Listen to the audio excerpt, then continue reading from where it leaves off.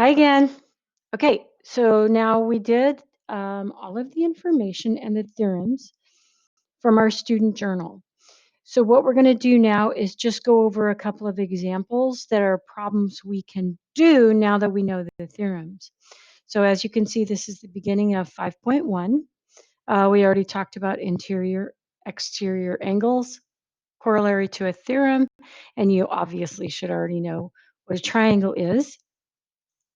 So again, we classify triangles by sides and by angles. So this is, again, in your book, we refer to all of those.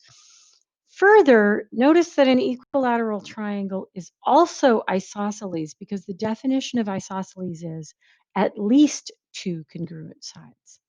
And an equiangular triangle is also acute, which we mentioned in our notes previously. So this is just a classification problem. We've done these already together. This is what I wanted to show you was, this is like the problem number 4 on page 127 in your student journal.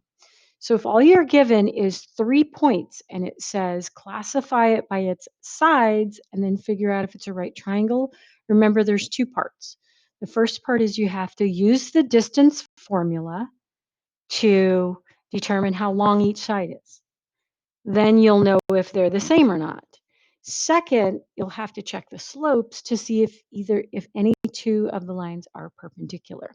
So I'm going to play this because she's quicker at it than I am, and we'll then do number 4. Classify triangle OPQ by its sides. Then determine whether it is a right triangle. Solution. Step 1. Use the distance formula to find the side lengths. OP equals the square root of the quantity x sub 2 minus x sub 1 squared plus the quantity y sub 2 minus y sub 1 squared, which is equal to the square root of the quantity negative 1 minus 0 squared plus the quantity 2 minus 0 squared. This equals the square root of 5, which is approximately equal to 2 2/10. Next, OQ equals the square root of the quantity x sub 2 minus x sub 1 squared plus the quantity y sub 2 minus y sub 1 squared, which is equal to the square root of the quantity 6 minus 0 squared plus the quantity 3 minus 0 squared. This equals the square root of 45, which is approximately equal to 6 7/10. Finally, PQ equals the square root of the quantity x sub 2 minus x sub 1 squared plus the quantity y sub 2 minus y sub 1 squared, which is equal to the square root of the quantity 6 minus negative 1 squared plus the quantity 3 minus 2 squared. This equals the square root of 50, which is approximately equal to 7 1/10. Because no sides are congruent, triangle OPQ is a scalene triangle. Step 2. Check for right angles. The slope of segment OP is the quantity 2 minus 0 divided by the quantity negative 1 minus 0, which equals negative 2. The slope of segment OQ is the quantity 3 minus 0 divided by the quantity 6 minus 0, which equals 1/2. The product of the slopes is negative 2 times 1/2, which equals negative 1. So segment OP is perpendicular to segment OQ, and angle POQ is a right angle. So triangle OPQ is a right scalene triangle. So hopefully, I think I would have gone too fast. So that's a nice way to remember. So right scalene, remember you categorize it 2 ways.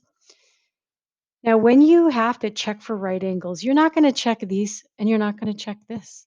This is the only one that could be a right angle. So as far as the slopes go, that's why we don't check all of them, just the ones that look like it. Okay. More practice. I do like this picture, so I wanted you to see it. Remember, here are the theorems. So we talked about the 3 interior angles have to add up to 180 degrees. And you can see here's some exterior angles. where the lines are simply extended, and you can see where the blue is. That's extended. The triangle sum theorem that I talked you through in the last video, where here's a little proof. This is that auxiliary line that I was talking about, where these three have to add up to 180. These three have to add up to 180. So it ends up being a really nice little proof. And then the exterior angle theorem here is where I have the 1 here. And the two non-adjacent interior angles are A and B. So measure of angle 1 equals measure of angle A plus measure of angle B. And we went over that in the last video.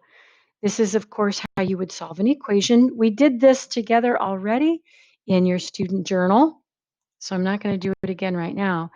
The corollary to the triangle sum theorem makes sense if you just think about it a little bit. If I have a right angle and they all three have to add up to 180, then 180 minus 90 makes the other two also have to add up to 90. So if they add up to 90, then we can call them complementary. And that is a statement that can be easily proved using the theorem.